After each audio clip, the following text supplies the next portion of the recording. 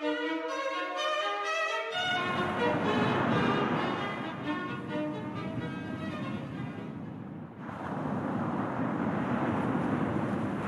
Crioula, este magnífico navio onde estamos, é ainda o único bacalhoeiro português a navegar. Fez-se ao mar pela primeira vez em 1937 e, a partir daí, durante 36 consecutivos anos, fez campanhas na pesca do bacalhau.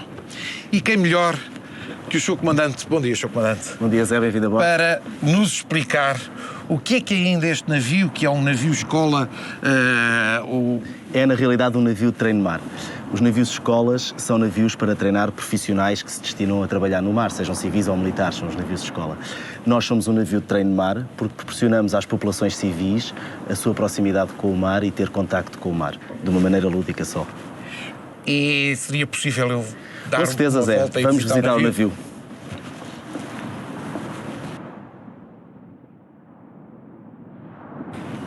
Estas embarcações é que são os famosos dories, onde se pescava o bacalhau, não é? Exatamente, Zé. Este dory que estamos a ver é um dory feito há relativamente pouco tempo, os outros são originais das campanhas e o Crioula embarcava cerca de 50 dories. A particularidade dos dories portugueses é que só embarcava um pescador em cada dory. Daí o ditado popular, no dory o pescador é capitão. Era uma vida muito dura, porque eles tinham que pescar com cerca de mais de 1000 anzóis. O troll é uma linha madre. 1000 anzóis? 1000 anzóis. E isto só era possível porque nós costumamos dizer que o bacalhau é um peixe tonto, porque não dá luta. Depois de morder o anzol, não dá luta nenhuma. E os filmes que hoje se vê dessa altura, o bacalhau entra docilmente para dentro do dory. Estou convencido que se fosse um peixe que desse uma luta forte, que seria muito difícil de pescar desta maneira. Os dories, como nós podemos ver, eles encaixam uns nos outros e só este de cima é que está todo armado. Temos aqui alguns aparelhos usados na altura. O cesto do troll, portanto, como disse, é uma linha madre com cerca de 1000 anzóis, portanto, e a pesca consistia em espalhar este aparelho no fundo. No final, cerca de 2 horas, eles utilizavam estas nepas, que são uns artefactos de borracha, para poderem puxar o aparelho para cima. E portanto, presumo que faziam assim Exatamente. Para não cortar as mãos. Para não cortar as mãos. Nem luvas. Estas nepas ajudavam também porque eles iam ficando dos anzóis, discar os anzóis, com feridas nas mãos. E à medida que ficavam com feridas nas mãos, seria cada vez mais difícil de trabalhar. Portanto, como disse, a pesca consistia em espalhar o aparelho no fundo do mar. O dory ficava, e às vezes eles afastavam-se 10 milhas do navio. 10 milhas são quantos quilómetros? Mais ou menos 18 quilómetros. Jesus. 18 quilómetros. Afastavam-se 18 quilómetros 18 e depois voltavam. E quantos bacalhaus é que eles traziam de cada vez que... Eles conseguiam trazer, estes dories nisso são fabulosos, porque sendo de madeira, e enquanto estivesse a dar peixe, eles continuavam a pescar. Traziam cerca de quase 500 quilos de bacalhau e vinham com a borda praticamente afundada. Eles dependiam do peixe que apanhavam? Exatamente. Muitas vezes eles afastavam-se do navio e não pescavam, porque não conseguiam encontrar o cardume. Portanto, quando dava peixe, na realidade eles pescavam o máximo, até porque o pescador ganhava sobre o que pescava. Depois de terem o dory cheio, bom, e se não tivessem por volta das 3, 4 da tarde, regressavam ao navio. O Crioula ainda hoje tem uma sirene muito forte, porque cada navio bacalhoeiro tinha um som distinto. Porque isto tinha perigos, não era só pescar. Muitas vezes, naquelas latitudes de verão, há nevoeiros muito, muito espessos. E, portanto, o navio-mãe precisava ter uma sirene, cada um distinta da outra, até porque nos bancos depois ficavam muitos navios perto uns dos outros. Como disse, eles acordavam tipicamente às 4 da manhã, às 6 iam para dentro d'água, pescavam até às 3, 4 da tarde, às 4 da tarde tinham que estar a bordo. E a segunda tarefa era garfar todo o bacalhau. Portanto, como garfar quer dizer? É um tridente que só tem 2 dentes, digamos assim, para pôr o bacalhau dentro, a bordo dentro de umas celhas de madeira chamados esquetes. Depois começava uma das partes mais difíceis, que era a salga. Os esquetes tinham, onde estava portanto todo o bacalhau, tinha uma mesa que era a mesa de escala. A mesa era constituída por 3 pescadores. Um era o troteiro porque lhe dava um golpe no ventre do bacalhau e tirava as vísceras todas e tirava o fígado do bacalhau, que ia ser aproveitado. Claro, para o óleo de fígado de bacalhau de boa ou má memória quando nós éramos miúdos. Exatamente. O segundo pescador era o quebra-cabeças, portanto, tirava a cabeça ao bacalhau. E o terceiro, que era o mais maduro, porque tinha que ter a mão firme e era importante, punha o bacalhau como nós o conhecemos, portanto, espalmava o bacalhau e tirava as espinhas. Portanto, o bacalhau, depois de espalmado, digamos assim, ia para os porões, onde o imediato era o chefe da salga, que era importantíssima, a salga era importantíssima. O sal era levado logo daqui de Lisboa. Pois, o navio, na realidade, andava sempre carregado, porque quando saía de Lisboa ia com os porões cheios de sal, só com um buraco ao meio por onde eles punham o primeiro bacalhau a ser pescado. Depois, esse bacalhau que era pescado ia sendo substituído por sal. O sal vai tirando os líquidos fisiológicos do bacalhau, vai secando e vai escorrendo para o final do porão do bacalhau, onde nós ainda hoje temos a chamada bomba da Sailmoura, e, portanto, o sal ia-se gastando e o bacalhau ia enchendo os porões. Mas o isco também era qualquer coisa especial, porque... O isco era sagrado. O isco era sagrado. Era a única caixa que estava fechada a bordo do navio-mãe do Crioula e dos outros bacalhoeiros, era a caixa do isco. Porquê?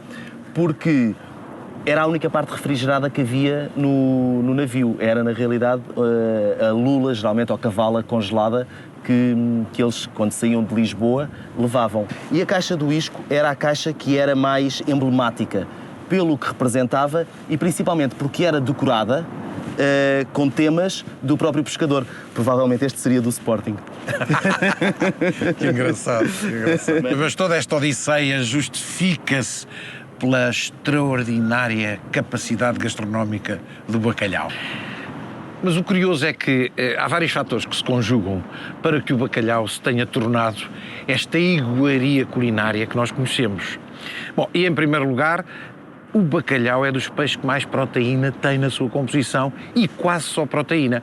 O bacalhau em vivo tem 18% de proteína e 80% de água. O que quer dizer que depois de seco a água vai-se embora e salgado e fica quase exclusivamente formado de proteína, um pouco de sais minerais e a gordura não é mais que 0,3%.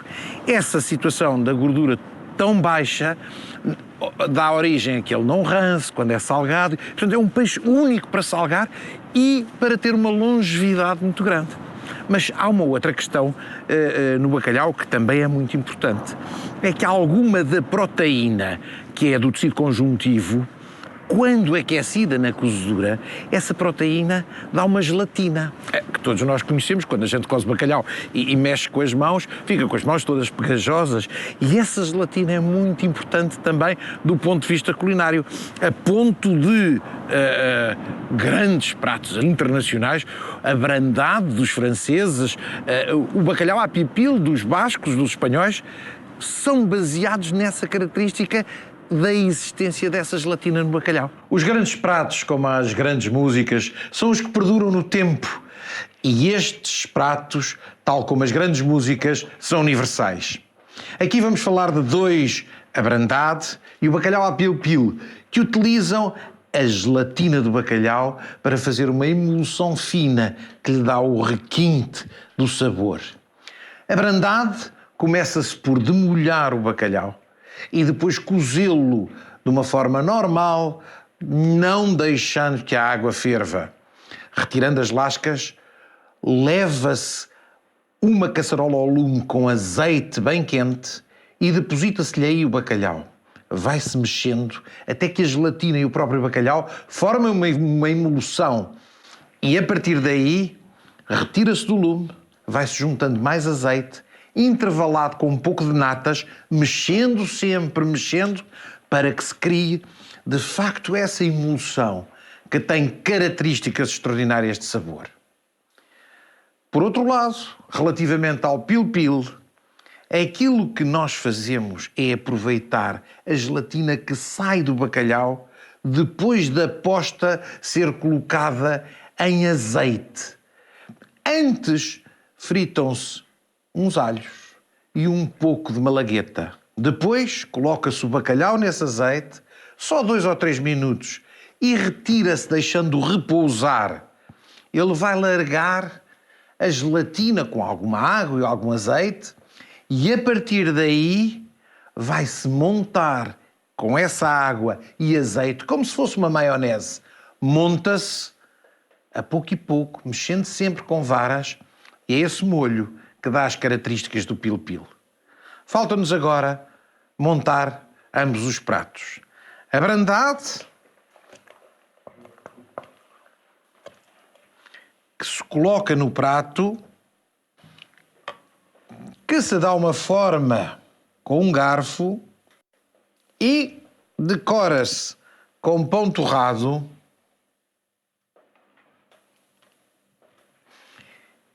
e um pequeno fio de azeite. O bacalhau à pil-pil, que se põe um molho de pil-pil, a emulsão do azeite com a gelatina do bacalhau, e aproveita-se os bocadinhos de malagueta e de alho para decorar. Só nos resta desejar bom proveito. Sr. Comandante, os vikings tiveram um papel interessante e importante na história da navegação. Sim, sem dúvida, os vikings foram um povo muito arrojado e fundamentalmente para nós navegadores por duas razões.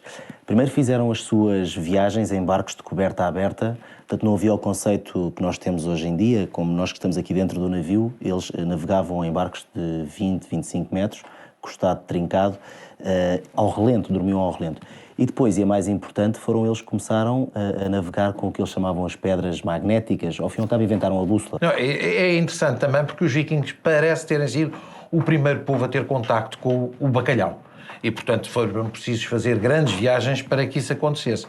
E há referências que no século XIII e XIV os vikings vinham por aqui abaixo, chegavam aqui a Aveiro, que tinham o melhor sal da Europa nessa altura, para virem buscar sal e, por moeda de troca, entregavam o bacalhau seco, porque eles secavam apenas o bacalhau. Zé, mas eu estava convencido que desde a fundação, desde a nossa fundação, que já se comia bacalhau em Portugal, que o bacalhau era português. Há referências, eu encontrei referências até num livro do Instituto do Vinho do Porto, que havia pescadores portugueses no século XII que levavam daqui os navios com lastro, com vinho, para trocar por mantimentos em Inglaterra, para pescarem bacalhau e trazerem-no para cá. Mas, de facto, garantidamente, é no século XIV, século XV, que nós, para abastecermos as nossas naus, para toda a epopeia dos descobrimentos, que há um esforço, e curiosamente um esforço secreto, de ir aos bancos da Terra Nova trazer bacalhau. E aí tem um papel muito importante os homens dos Açores, João Corte Real e os seus filhos.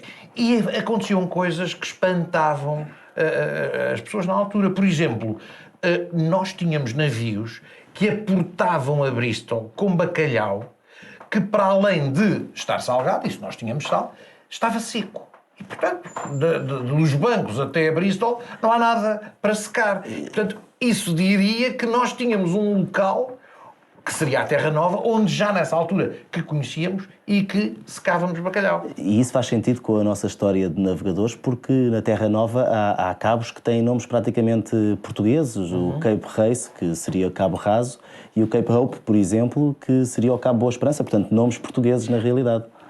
Portanto, isso justifica que, de facto, na outra história, em toda a epopeia que foi para o sul, esses grandes navegadores, o Pedro Álvares Cabral, o Vasco da Gama, enfim, toda essa gente, o próprio Colombo, também tiveram outra coisa, é que sobreviveram aos feitos. E, infelizmente, os nossos homens dos Açores, os Corte Reais, o Miguel, filho do João, e o Gaspar morreram no mar e, portanto, não houve história. A sua glória acabou nesse momento e hoje não temos esse conhecimento. Mas, na realidade, existem esses vestígios, mas de quando é que datam as primeiras receitas culinárias do bacalhau? Isso é curioso. Por exemplo, há um livro de referência em França, escrito por Taïwan, de 1375, e aí aparecem referências a como cozinhar bacalhau. E refere-se que é preciso, para cozinhar bacalhau e para o apresentar, utilizar mostarda e manteiga. E cá está, como o bacalhau é isento de gordura, ele precisa sempre de uma gordura para o enriquecer. Essa gordura não... Em França era a manteiga, mas, por exemplo, em Inglaterra, a gordura com que se enriquecia o bacalhau seco era a banha de porco. E, claro, em Portugal, na Itália, em Espanha, a gordura era essa gordura fabulosa que é o azeite. Portanto, nós temos essa referência do azeite para acompanhar o bacalhau, que em Portugal o primeiro livro de receitas, que é de um grande cozinheiro real, do Domingos Rodrigues, não faz qualquer referência ao bacalhau. Mas também o bacalhau era mais das classes mais pobres e não estava tanto na mesa do rei.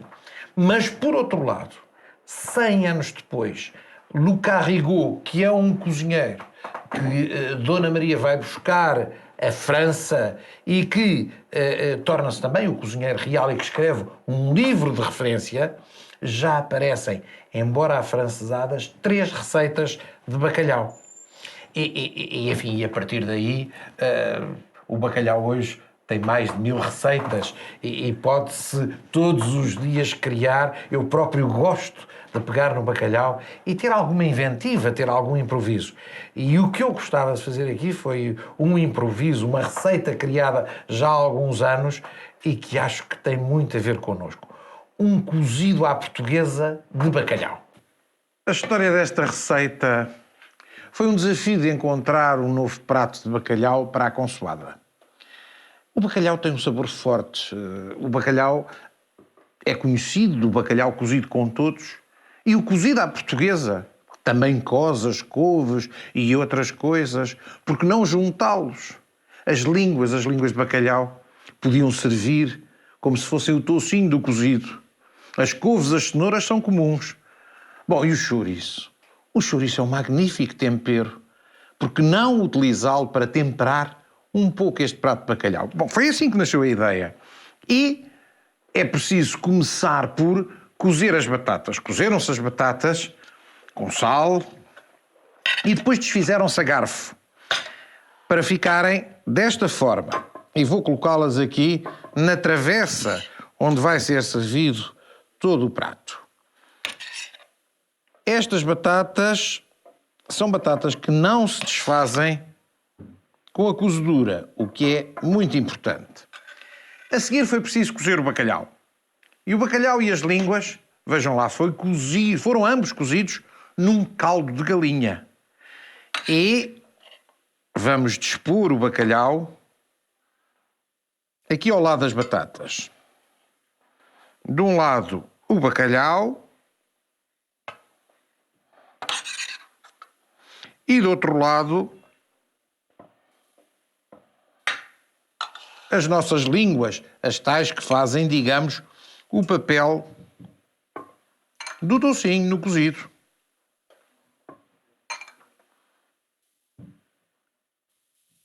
Depois, cozemos as couves e os restantes legumes. Bom, a couve portuguesa,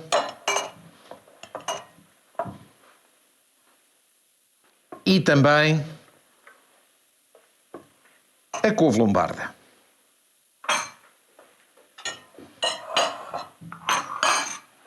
Que vamos colocar aqui deste lado.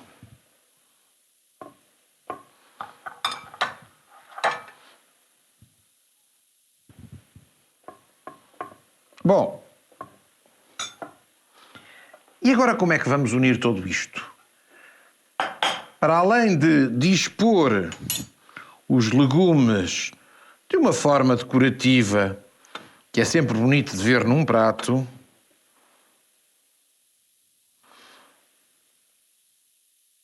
vamos também utilizar o nosso chouriço que partimos às rodelas para decorar aqui a zona central.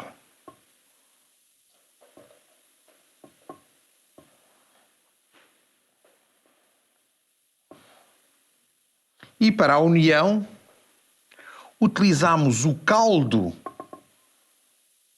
da cozedura do bacalhau, o tal caldo de galinha, onde cozeu o bacalhau, com a gelatina, um pouco de vinagre e com azeite. Fizemos uma magnífica emulsão, à qual juntamos azeitonas pretas.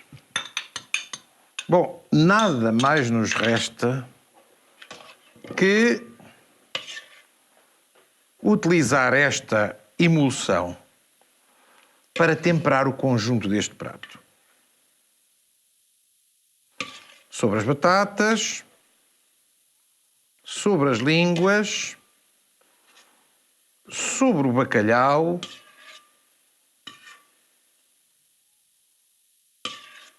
e também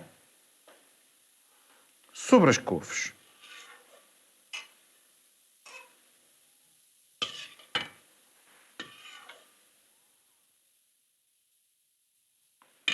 E aí está, uma nova receita cheia de sabor e que premiou, há muitos anos, uma grande consoada. O bacalhau é de facto um alimento que permite muitas interpretações e todas elas com curiosidade, mas com uma personalidade muito vincada. A propósito, os brasileiros costumam dizer esta frase: conheço-te bacalhau, mesmo que venhas disfarçado. Mas estes disfarces todos que se fazem ao bacalhau nunca lhe retiram a personalidade. Um prato de bacalhau é sempre um prato onde o bacalhau está presente. E esta situação, enfim, que derivou também no passado, as nossas famílias, as questões religiosas, as abstinências, as quaresmas, obrigavam a comer peixe e as regiões, sobretudo do interior, não tinham outro peixe que não o bacalhau. Mas é muito curioso porque na Marinha é tradicional, hoje em dia, à segunda-feira, comer-se bacalhau. De norte a sul do país, nas unidades de Marinha, come-se bacalhau. Come-se como à tradição. segunda-feira, como tradição. Bom, e como tradição, a nossa consoada, o país inteiro da consoada, praticamente come bacalhau. Que vem, essa tradição teve depois a ver com as pessoas que obrigatoriamente que estavam a comer bacalhau muitas vezes, de criarem receitas que lhe deram nomes próprios, os nomes das famílias, das regiões. Escritores como o Essa falam em pratos de bacalhau. Há um orgulho nacional e essa questão de pôr os nomes, como por exemplo, há uma curiosidade, há um bacalhau, há doutor Amador Valente de Oliveira, que é um bacalhau que pretende saber a lagosta. E a receita para acontecer isso junta-lhe açúcar, veja lá. Mas depois há todos os outros bacalhaus, há Narcisa, há Zé do Pipo, há Margarida da Praça, há Gomes de Sá... E a Brás. E a Brás. Porque a Brás é também uma das tradições da Marinha. As unidades navais, quando estão no estrangeiro, em contacto com as comunidades portuguesas ou com as autoridades locais e dão as suas recepções, precisamente apresentar o bacalhau à Brás. E isso de facto é uma riqueza, é um orgulho nacional que nós devemos continuar a preservar, sem dúvida, não é? Porque, para além disso, o bacalhau, aquela forma simples de comer bacalhau, o bacalhau com todos, representa, do ponto de vista de nutrição, o prato perfeito. Porque o bacalhau é uma proteína pura. A gordura utilizada é o azeite, é a melhor gordura que há. Temos a batata, que é o hidrato de carbono, que está ali presente e que é a base, é importante para a energia. E temos a couve, as fibras,